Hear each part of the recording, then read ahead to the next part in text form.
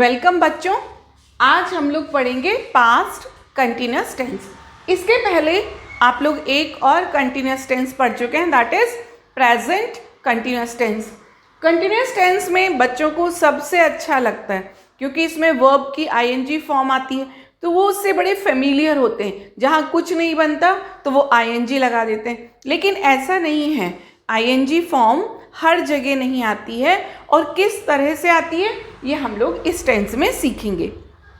Tense पढ़ने से पहले हम लोग इसका जो बेसिक जो हमारा फर्स्ट पार्ट होता है, that is basic part of the tense. तो हम लोग सेंटेंस देखते हैं कि हिंदी में कैसे सेंटेंस होते हैं। मैं 10 बजे पढ़ रहा था, वह अपना काम कर रही थी, वे यात्रा कर रहे थे, वे दौड़ रहे थे। सारे सेंटेंसेस में आपने क्या देखा कि था, थी, थे तो आता ही है, लेकिन इसके पहले रहा था, रही और रहे आता है। यानी पास्ट कंटिन्यूअस टेंस के सेंटेंसेस में रहा था, रही थी और रहे थे हिंदी के वाक्य के अंत में आता है। ये टेंस क्या बतलाता है? ये टेंस ये बतलाता है कि पास्ट में कोई काम चल रहा था, कंटिन्यू था, कंटिन्यूअस है ना, तो पास्ट में कोई काम किसी समय पर चल रहा था। कैसे? एक सेंटेंस लेते हैं। Deepa and Disha played hockey yesterday. Deepa और दिशा ने कल हॉकी खेली। अब आप कहेंगे इसमें भी तो पास्ट में हॉकी खेली तो काम चला, लेकिन डिफरेंस क्या है ये हम लोग टाइमलाइन पे देखते हैं। दीपा एंड दिशा ने कल हॉकी खेली। मान लीजिए उन्होंने 10 बजे हॉकी खेलना शुरू किया और 11 बजे ख़त्म कर दिया। पास्ट इंडेफिनिट में हम लोग क्या पढ़े थे कि कोई काम पास्ट में ही एक पर्टिकुलर टाइम पर शुरू हुआ और पास्ट में ही ख़त्म हुआ।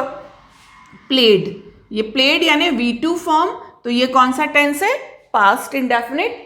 जो फंक्शन, जो वर्ब का एक्शन था, समटाइम इन द पास्ट शुरू हुआ और फिनिश भी हो गया। लेकिन यदि मैं पूछूं कि 10:30 पर ये 10:30 AM 10:30 बजे दीपा एंड दिशा क्या कर रही थी? यदि अब मैं पूछूं कि 10 बजे से 11 बजे तक उन्होंने हॉकी खेल ली, लेकिन दीपा और दिशा 10:30 बजे क्या कर रही थी, तो क्या होगा? Deepa and Disha were playing hockey, वो हॉकी खेल रही थी। इसका आंसर क्या होगा? ये यहाँ पर ये हॉकी खेलना शुरू किया और यहाँ पे खत्म हो गया, लेकिन ये मिडिल ऑफ एन एक्शन, खेलने के बीच में, इसके बीच में वो क्या कर रही थी? तो Deepa and Disha were playing hockey. यहाँ पर क्या हो जाएगा कि वर खेल रही थी, वर प्लेइंग हॉकी। तो जो ये पास्ट कंटिन्यूअस टेंस है, ये क्या बतलाता है कि कोई काम चल रहा था, middle of an action.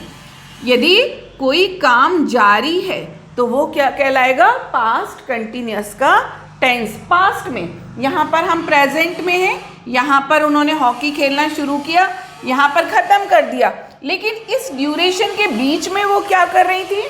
They were playing hockey. जब ये बीच में हॉकी खेलने का है तो देखो ये काम यहाँ से शुरू हुआ, तो ये पहले से नहीं है।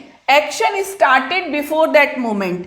मैंने यहाँ पूछा कि 10:30 बजे वो खेल रही थी, यानी खेलने का काम तो यहाँ पे शुरू हो गया था, बट नॉट फिनिश्ड। अब 10:30 पे पूछा गया, लेकिन अभी ये काम खत्म नहीं हुआ, ये कंटिन्यू है। तो जो मिडिल ऑफ द एक्शन, काम पहले शुरू हो गया था और काम अभी चल भी रहा है, बीच में मिडिल ऑफ द एक्शन, काम के बीच में वो क्या कर रही थी, तो उसके लिए कौन सा टेंस आएगा? पास्ट कंटिन्यूअस टेंस आएगा। अब देखते हैं पास्ट कंटिन्यूअस को। जो पास्ट कंटिन्यूअस की वर्ब है shows that an action was going on at some time in the past. जो past continuous की verb क्या बतलाती है कि कोई भी एक्शन है, कोई भी कार्य है या जो वर्ब अपना काम करती है, ये क्या करती है verb? Some time in the past, past में किसी समय पर गोइंग ऑन का मतलब है कि वो कंटिन्यू होता है। कैसे? वह 10 बजे पढ़ रहा था। अब मान लीजिए यहाँ पर यहाँ से उसने पढ़ना शुरू किया, he started reading. Past indefinite में क्या था? कोई काम शुरू भी होता था और ख़त्म भी हो जाता था, और यहाँ पर उसने ख़त्म, लेकिन वो 10 बजे वो यहाँ पे पढ़ना शुरू किया और यहाँ पे ख़त्म, लेकिन वो 10 बजे क्या कर रहा था? मान लीजिए उसने 8 बजे पढ़ना शुरू किया और 11 बजे तक वो पढ़ा, तो वो 10 बजे यहाँ पर 10 बजे क्या कर रहा था? वह 10 बजे पढ़ रहा था। यानी क्या हुआ? जो an action was going on at some time in the past, यहाँ पर ये एक्शन कंटिन्यू चल रहा है। क्लियर हुआ आपको?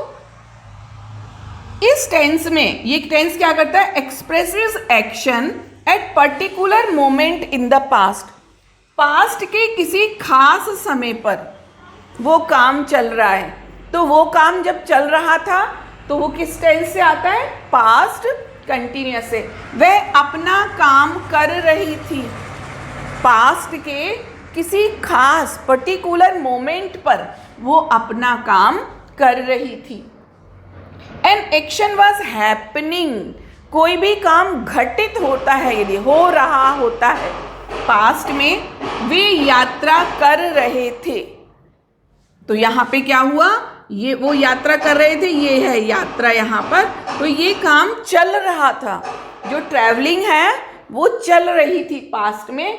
तब हम कौन सा टेंस यूज करेंगे? पास्ट कंटिन्यूअस टेंस यूज करेंगे। यानी पास्ट कंटिन्यूअस को अब हम लोग शॉर्ट में कैसे समझेंगे कि वो टेंस या वो वर्ब जो कि पास्ट में किसी पर्टिकुलर टाइम पर कार्य करती है, एक्शन करती है, वो कौन सा टेंस होता है? Past continuous tense. Middle of, और जो काम है मान लीजिए यहाँ शुरू हुआ, यहाँ ख़त्म हुआ, लेकिन यहाँ पर क्या हो रहा था? आप स्कूल गए 10:30 बजे, लेकिन और शाम को 4:30 बजे आए, लेकिन 10:30 से 4:30 के बीच में आप क्या कर रहे थे? स्टार्टेड जाने का समय 10:30, आने का समय 4:30, स्टार्टेड एंड फिनिश्ड। लेकिन मिडिल ऑफ एन एक्शन, इसके बीच में आप क्या कर रहे थे? तो I was reading, I was studying, I was learning something. तो जो मिडिल ऑफ एन एक्शन, आपको यहाँ पूछा जाए कि आप 1:30 बजे स्कूल में क्या कर रहे थे, तो आप कहेंगे आई वॉज रीडिंग इंग्लिश। तो आपने शुरू तो 10:30 से किया और 4:30 पे ख़त्म, लेकिन 1:30 बजे 1:30 पर आप क्या कर रहे थे? आई वॉज रीडिंग, कोई भी सब्जेक्ट पढ़ रहे थे या लंच ले रहे थे। तो ये क्या हुआ कि जो वो एक्शन है ये तो आपका यहाँ पे शुरू हुआ था, लेकिन ये मिडिल ऑफ एन एक्शन जब वो काम चलता रहता है तो वो किस टेंस से बताया जाता है? पास्ट कंटिन्यूअस टेंस से बताया जाता है। अब हम लोग हिंदी के सेंटेंसेस को पास्ट कंटिन्यूअस में कैसे ट्रांसलेट करें ये सीखेंगे। तो ये हिंदी के सेंटेंसेस हैं। पहचान हम लोग जान चुके हैं, रहा था, रही थी, रहे थे। जैसा हम लोग हर टेंस में सीखते हैं कि अफर्मेटिव सेंटेंस पढ़ेंगे, तो हम लोग सबसे पहले अब अफर्मेटिव सेंटेंस की ट्रांसलेशन को देखेंगे। इतना आप नोट कीजिए। और अब हम देखते हैं कि पास्ट कंटिन्यूअस टेंस के अफर्मेटिव सेंटेंस को कैसे बनाते हैं और नेगेटिव सेंटेंसेस को कैसे ट्रांसलेट करते हैं। सेंटेंस था हमारा, मैं 10 बजे पढ़ रहा था। हम लोगों ने सीख लिया कि यदि रहा था अंत में आता है तो वो पास्ट कंटिन्यूअस टेंस होगा। जब सेंटेंस बनाते हैं तो सबसे पहले इसमें सब्जेक्ट लिखते हैं, इसके बाद में पास्ट कंटिन्यूअस टेंस की हेल्पिंग वर्ब होती है वॉज या वर। इसको वेयर नहीं पढ़ना है, इसको वर पढ़ेंगे आप। और वर्ब की फोर्थ फॉर्म V4 आती है। V4 यानी मेन वर्ब में ing। आखिर में ऑब्जेक्ट आता है। वॉज कहाँ आता है? यदि सिंगुलर सब्जेक्ट हो, यानी यदि सिंगुलर सब्जेक्ट नाउन फॉर्म में है तो सिंगुलर नाउन के साथ में, और यदि प्रोनाउन है तो सिंगुलर यानी ही, शी, इट और आई के साथ में वॉज आता है। वर कहाँ पर आता है? यदि नाउन प्लूरल है, मोर देन वन है तो वर आएगा, और यदि प्रोनाउन यानी वी है, यू है, दे है तब भी वर आएगा। मेन वर्ब में आईएनजी आएगा। वर्ब में आईएनजी लगाने के लिए स्पेलिंग रूल्स मैंने आपको प्रेजेंट कंटिन्यूअस में बहुत अच्छे से समझाए थे। आप प्लेलिस्ट में जाइए, प्रेजेंट कंटिन्यूअस में देखिए कि स्पेलिंग रूल्स कैसे होते हैं वर्ब में आईएनजी लगाने के लिए, तो वहाँ पर आपका रिवीजन हो जाएगा। और आखिर में ऑब्जेक्ट आता है। अब सेंटेंस देखते हैं। मैं 10 बजे पढ़ रहा था। मैं, आई सिंगुलर है, वॉज आया। पढ़ने के लिए स्टडीइंग एट 10 o'clock। क्लियर? वह अपना काम कर रही थी, शी सिंगुलर है तो was doing her work. Clear? वो यात्रा कर रहे थे, दे वर ट्रैवलिंग, डबल एल। जब आप स्पेलिंग रूल्स में जाएंगे प्रेजेंट कंटिन्यूअस में तो ये भी मैंने आपको समझाया था कि आईएनजी आने पर डबल एल हो जाता है। They were running, again double L, double N. तो ये क्या हुआ? पास्ट कंटिन्यूअस में अफर्मेटिव सेंटेंसेस को कैसे ट्रांसलेट करते हैं। अब हम लोग देखते हैं कि नेगेटिव सेंटेंस कैसे करते हैं। तो नेगेटिव सेंटेंस में नॉट यूज होता है। ये अब आप लोग इतना टेंस को पढ़ चुके हैं कि जान चुके हैं कि नेगेटिव में नॉट आता है। नॉट की पोजीशन क्या होती है? हेल्पिंग वर्ब और मेन वर्ब के बीच में, between helping verb and main verb not को लिखा जाता है। सेंटेंस कैसे बन जाएगा? मैं 10 बजे यहाँ पर आ जाएगा, नहीं पढ़ रहा था। वह अपना काम नहीं कर रही थी, आप लोग अलग से लिखें। वे यात्रा यहाँ पर आ जाएगा, नहीं कर रहे थे। वे नहीं दौड़ रहे थे। इस तरह से नेगेटिव आ जाएंगे। अब इनको हम लोग नेगेटिव भी बना लेते हैं। आई वॉज, नॉट की पोजीशन कहाँ रहेगी? हेल्पिंग वर्ब और मेन वर्ब के बीच में, तो यहाँ नॉट आ जाएगा। यहाँ पर भी वह अपना काम नहीं कर रही थी तो नॉट यहाँ पर आ जाएगा। दे वर नॉट ट्रैवलिंग और वर के पहले आ जाएगा। फिर से यहाँ पर वे दौड़ नहीं रहे थे तो नॉट कहाँ आ जाएगा? हेल्पिंग वर्ब और मेन वर्ब के बीच में आ जाएगा। तो ये हमने क्या सीखा कि किस तरह से सेंटेंसेस को सबसे पहले तो आइडेंटिफाई करना है कि वो कौन सा टेंस है। जब हमने देखा कि रहा था, रही थी, रहे थे आया तो पास्ट कंटिन्यूअस होगा।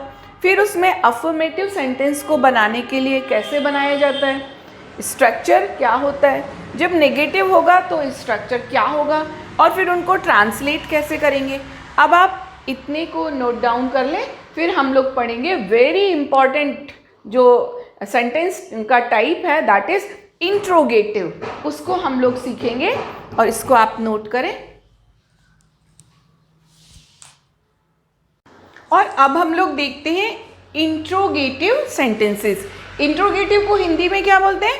प्रश्नवाचक वाक्य। ये आप लोग टेंस में सभी टेंस में पढ़ते हैं, इसलिए मैंने यहाँ पर अलग से नहीं लिखा, प्रश्नवाचक वाक्य। इंट्रोगेटिव सेंटेंसेस दो तरह से बनते हैं। एक तो क्या से शुरू होने वाले वाक्य, यानी सेंटेंस के शुरू में ही क्या आ जाए, जैसे क्या वे दौड़ रहे थे, क्या तुम खाना खा रहे थे, क्या तुम गाना गा रहे थे, क्या तुम पढ़ रहे थे, यानी जो क्या शब्द है वो शुरू में आए। जब सेंटेंस की शुरुआत क्या से होती है तो वो कैसे बनते हैं? सबसे पहले उनमें हेल्पिंग वर्ब आती है, वॉज या वर आ जाएगा, फिर सब्जेक्ट, फिर fourth form of the main verb that is verb ING, object, और अंत में वेरी इंपॉर्टेंट क्वेश्चन मार्क। ये भी याद रखना है। क्या वे दौड़ रहे थे, जैसे ही हमने देखा कि शुरुआत में क्या आया तो हम अकॉर्डिंग टू द सब्जेक्ट या तो वॉज लगाएंगे या वर लगाएंगे। दे प्लूरल है इसलिए हम सबसे पहले क्या लिखेंगे, वर। फिर सब्जेक्ट आ जाएगा एंड रन में आईएनजी। आईएनजी रूल्स आपको स्पेलिंग रूल्स में पता है, डबल एन हो जाएगा। क्या तुम खाना खा रहे थे, देखा रहे थे, पास्ट कंटिन्यूअस। शुरू में क्या आया, तो हेल्पिंग वर्ब आएगी सबसे पहले। तो हमने तुम के लिए were you eating food. Clear हुआ आपको? इस तरह से आप और भी सेंटेंस बना लेंगे। दूसरे तरह के सेंटेंसेस इंट्रोगेटिव वो होते हैं जो कि प्रश्नवाचक शब्द से शुरू होते हैं, इंट्रोगेटिव वर्ड से ही शुरू होते हैं या उनके बीच में आता है। कभी शुरू में भी आ जाता है और कभी ये प्रश्नवाचक शब्द सेंटेंस के बीच में भी आ जाता है। जब इस तरह के सेंटेंस हो तो सबसे पहले तो वही क्वेश्चन वर्ड हमको लिखना है। इसके बाद में हेल्पिंग वर्ब वॉज या वर, फिर सब्जेक्ट वर्ब आईएनजी, यहाँ मैंने वर्ब आईएनजी लिख दिया है, फिर ऑब्जेक्ट और अंत में क्वेश्चन मार्क। ऑलराइट, वह बाजार क्यों जा रहा था। अब देखो यहाँ पे क्वेश्चन मार्क लगा हुआ है, ये समझ में आ गया कि ये तो इंट्रोगेटिव सेंटेंस है। रहा था है तो ये समझ में आ गया कि ये तो पास्ट कंटिन्यूअस है। क्यों बीच में आया, यानी अब हमें क्वेश्चन वर्ड को सबसे पहले लिखना है। क्यों के लिए इंग्लिश में क्या आता है, वाई, तो हम वाई लिख देंगे। वाई के बाद में वह के पहले हेल्पिंग वर्ब सिंगुलर है, वॉज आ जाएगा। फिर ही गोइंग टू मार्केट। वह कहाँ जा रहा था, यहाँ पे भी कहाँ क्वेश्चन वर्ड है। कहाँ के लिए इंग्लिश में क्या आता है, वेयर आता है। तो हमने सबसे पहले वेयर लिखा, वह सिंगुलर है, सिंगुलर के साथ में वॉज, तो हम यहाँ वॉज लिख देंगे। ही, गोइंग और interrogate mark of interrogation. Clear? वह क्या कह रहा था, क्या के लिए इंग्लिश में वॉट, तो हमने वॉट लगा दिया। रहा था हमको टेंस आइडेंटिफाई हो ही गया है। वॉट के बाद में हेल्पिंग वर्ब, वह सिंगुलर है, वॉज लगाया। व्हाट वाज ही सेइंग, वो क्या कह रहा था, अंत में क्वेश्चन मार्क। तो ये हमने क्या सीखा कि ऐसे शब्द, ऐसे सेंटेंसेस जो कि प्रश्नवाचक शब्द से जिनमें आते हैं, और जनरली प्रश्नवाचक शब्द बीच में आते हैं, कोई प्रश्नवाचक शब्द शुरू में भी आ जाता है लेकिन बीच में आते हैं। तो हम उस क्वेश्चन वर्ड को पहले लिखेंगे, उसके बाद में helping verb, main verb, fourth form of the verb and object. इतना आप नोट करें। अभी हम लोग इंट्रोगेटिव सेंटेंस के और टाइप्स देखेंगे, जब तक आप ये नोट कर लें।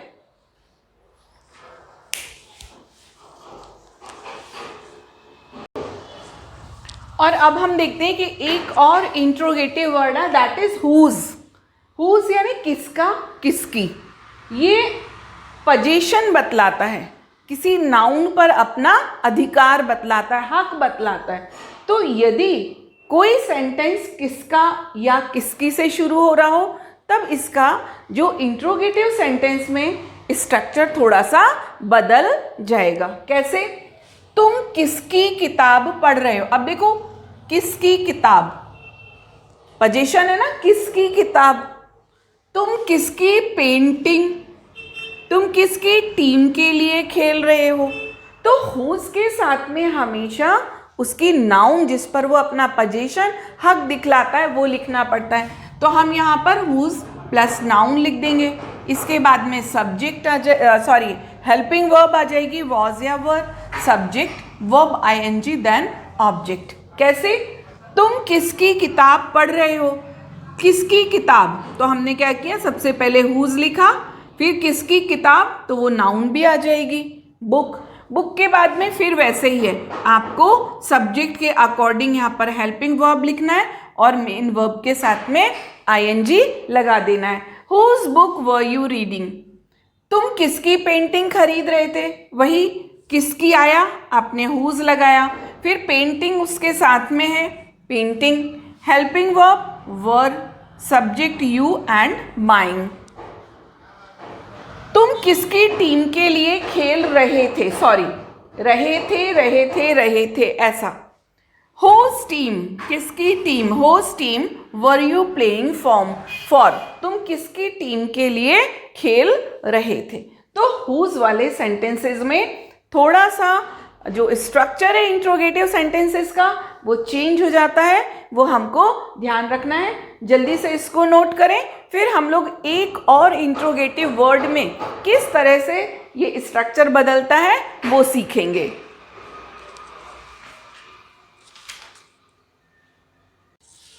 और अब हम लोग देखते हैं ऐसे सेंटेंसेस जो हिंदी में जिनमें कितना या कितनी आता है। यदि कितना या कितनी हिंदी के वाक्य में आता है तब हमें या तो हाउ मच लगाना है या हाउ मैनी लगाना है। हाउ मच कब लगाना है? जब वो नाउन उसकी मात्रा दी गई हो। और हाउ मैनी कब लगाना है? जब वो नाउन काउंटेबल हो। यानी जो मच है, हाउ मच है, ये अनकाउंटेबल के साथ में, और जो हाउ मैनी है, हाउ मैनी ये किसके साथ में आएगा? ये काउंटेबल नाउन के साथ में आएगा। काउंटेबल और अनकाउंटेबल नाउन क्या होती है नहीं पता है, कोई बात नहीं, आप मेरे चैनल की प्लेलिस्ट में जाइए और नाउन में मैंने आपको पढ़ाया था काउंटेबल और अनकाउंटेबल, बहुत अच्छा यानी डिटेल में पढ़ाया था, तो आप वहाँ से फिर से पढ़ सकते हैं। आपको लगता है कि कोई चीज़ सिलेबस में नहीं है तो नहीं पढ़ना, लेकिन ऐसा नहीं होता, वो कहीं ना कहीं हमारे सिलेबस से कनेक्ट होता है। इसलिए हर टॉपिक को बड़े ही इंटरेस्ट से पढ़ना चाहिए, बहुत ही ध्यान से पढ़ना चाहिए। तो ये आया हाउ मच या हाउ मैनी। अब सेंटेंस यदि इस तरीके का हो, तुम कितनी किताबें खरीद रहे थे, जैसे ही रहे थे आया, पास्ट कंटिन्यूअस हुआ। अब आ गया कितनी, तो कितनी के लिए क्या हो जाएगा? क्योंकि किताबें आगे काउंटेबल है, तो कितनी के लिए हम क्या लिखेंगे? How many. तो हमने यहाँ पे क्या लिखा? How many. हाउ मैनी के बाद ध्यान देने वाली बात यह है कि उसकी नाउन आती है। हाउ मैनी जो काउंटेबल नाउन जिसके बारे में वो आ रहा है, तो वो हम लिखेंगे यहाँ पर बुक्स वर यू बाइंग। आगे हेल्पिंग वर्ब वॉज या वर, सब्जेक्ट और वर्ब आईएनजी। वह तुम्हें कितना पैसा दे रही थी। पैसा मीन्स धन, मनी। मनी अनकाउंटेबल नाउन होती है, तो अनकाउंटेबल के साथ हम क्या लिखेंगे? How much. जैसे ही दे रही थी आया, तो हमने पास्ट कंटिन्यूअस टेंस को पहचाना। इसके बाद में कितना आया, तो कितना के लिए हमको क्या लगाना है? या तो हाउ मच या हाउ मैनी। लेकिन आगे जो धन या पैसा है ये अनकाउंटेबल है, इसको हम काउंट नहीं कर सकते, तो हम क्या लगाएंगे? How much. तो यहाँ पर हमने हाउ मच लगाया। How much what? मनी साथ में। सिंगुलर शी है, subject she giving to you. वह तुम्हें कितना पैसा दे रही थी। क्लियर हुआ आपको हाउ मच और हाउ मैनी वाले सेंटेंसेस। अब एक और वर्ड आया विच। यदि हिंदी के वाक्य के अंत में कौन सा या कौन सी आ जाता है, तब हमको क्या करना है? विच का यूज करना है।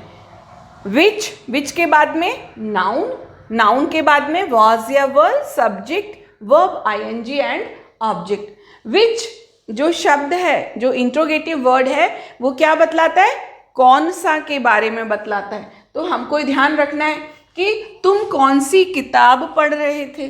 अब जैसे ही पढ़ रहे थे आया, तुरंत समझ में आ जाएगा कि ये तो पास्ट कंटिन्यूअस है। अब इसमें आ गया कौन सी, तो कौन सी के लिए हम क्या इंट्रोगेटिव वर्ड लगाएंगे? विच। इंपॉर्टेंट बात यह है कि जितने भी मैं ये हुज का बताया, how much, how many and which, इनके साथ में ये नाउन आती है कौन सी किताब, तो आपको यहाँ पर विच बुक, विच बुक, बाकी वही है हेल्पिंग वर्ब, तो आपने हेल्पिंग वर्ब लिख दी। किसके अकॉर्डिंग? सब्जेक्ट के अनुसार लिख दी, और मेन वर्ब के साथ ING. Which book were you reading. वह कौन सा विषय पढ़ रही थी। जैसे ही रही थी आया, पास्ट कंटिन्यूअस, तो पास्ट कंटिन्यूअस में और आ गया कौन सा विषय, तो which subject was she reading. तो ये हमने कौन से इंट्रोगेटिव सेंटेंसेस पढ़े जो कि इंट्रोगेटिव है, लेकिन थोड़ा सा उनका स्ट्रक्चर डिफरेंट है। हाउ मच, हाउ मैनी, विच। अभी हम लोग एक और इम्पॉर्टेंट इंट्रोगेटिव वर्ड से सेंटेंस को शुरू कैसे किया जाता है वो सीखेंगे। और इसको आप लोग नोट कर लें जल्दी से।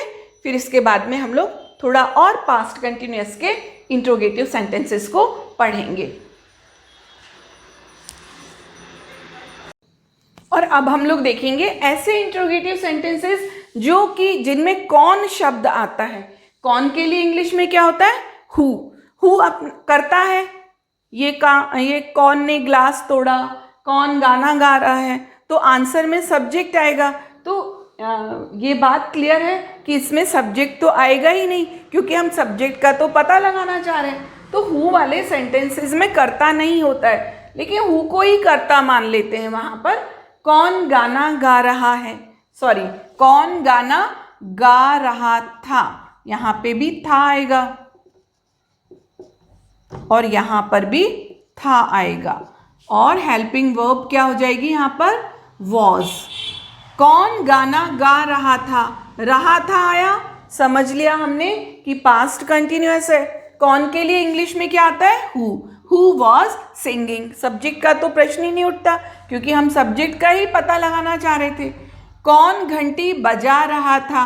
हु वॉज बजाने के लिए ring, ING, ringing the bell. बाजार कौन जा रहा था? यहाँ पर वॉज, क्योंकि ये पास्ट कंटिन्यूअस है। Who was going to market. बाजार कौन जा रहा था। तो हमने क्या देखा कि इंट्रोगेटिव सेंटेंसेस में which, whose, how much, how many, जब ये आते हैं किसका, किसकी, कितना, कौन सा, तो इनके साथ में नाउन आती है जिसके बारे में वो बता रहे हैं। और जब हु आता है तो सब्जेक्ट नहीं आता है, क्योंकि हु का आंसर ही, उसके आंसर में सब्जेक्ट आता है। तो ये हुए पास्ट कंटिन्यूअस टेंस के इंट्रोगेटिव सेंटेंसेस।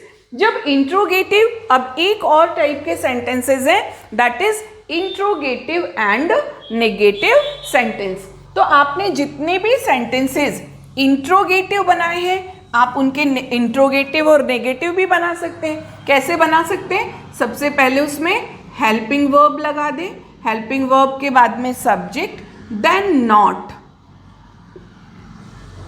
क्या तुम खाना नहीं खा रहे थे, यानी इंट्रोगेटिव भी होगा और नेगेटिव भी होगा। V4 form of the verb and then object, और हेल्पिंग वर्ब पहले है तो मार्क ऑफ इंट्रोगेशन आएगा। यदि वो सेंटेंसेस उनमें क्वेश्चन वर्ड आ रहा है, यानी क्वेश्चन वर्ड बीच में है, जो प्रश्नवाचक शब्द बीच में है या क्वेश्चन वर्ड है, तब हम क्या करेंगे? हम वही क्वेश्चन वर्ड, ये आप लोग अभी आपने इतने सारे ट्रांसलेशन किए कि आपको क्वेश्चन वर्ड्स का आइडिया हो गया। वाई भी आ सकता है, हु भी आ सकता है, हाउ मच भी आ सकता है, हाउ मैनी, विच, हु, सभी आ सकते हैं। तो क्वेश्चन वर्ड, इसके बाद में हेल्पिंग वर्ब, देन सब्जेक्ट, इसके बाद में क्योंकि इंट्रोगेटिव के साथ नेगेटिव भी है तो नॉट भी लगाना है, और V4 फॉर्म यानी वर्ब आईएनजी की फॉर्म लगानी है, फिर ऑब्जेक्ट और मार्क ऑफ इंटरोगेशन। तो इस तरह से इंट्रोगेटिव नेगेटिव सेंटेंसेस को ट्रांसलेट करेंगे। बच्चों, जो ये बेसिक लेवल वाला पार्ट था, ये इसलिए था ताकि आप हिंदी में टेंस को आइडेंटिफाई करें, उसको इंग्लिश में ट्रांसलेट करें, क्योंकि बहुत बार ऐसा होता है कि ट्रांसलेशन इम्पॉर्टेंट हो जाती है आपको अपनी बात को एक्सप्रेस करने के लिए। बहुत सारे बच्चे डायरेक्ट सिचुएशनल टेंस का यूज़ नहीं कर पाते हैं, तो उनके लिए ट्रांसलेशन बहुत ज़रूरी है। इसलिए आप ट्रांसलेशन को हिंदी से अंग्रेजी बनाने को भी बहुत ध्यान दें, सीखें। और जो आपको ग्रामेटिकल एरर होती है, जहाँ पे वर्ब की करेक्ट फॉर्म कहाँ पर आएगी, हेल्पिंग वर्ब कहाँ पर आएगी इंट्रोगेटिव में, वो भी आपको जानना ज़रूरी है। तो ये सारी चीज़ें इस पार्ट में आपको सीखने को मिलेंगी। बहुत ध्यान से इस वीडियो को देखें और इसको पढ़ें, ताकि इसका जो पार्ट 2 है, एडवांस लेवल है, जो कि बहुत ही इंटरेस्टिंग यूज़ हैं जिसमें पास्ट कंटिन्यूअस के, आप वो बहुत आसानी से समझ पाएँ। और नेक्स्ट वीडियो तक के लिए जय हिंद।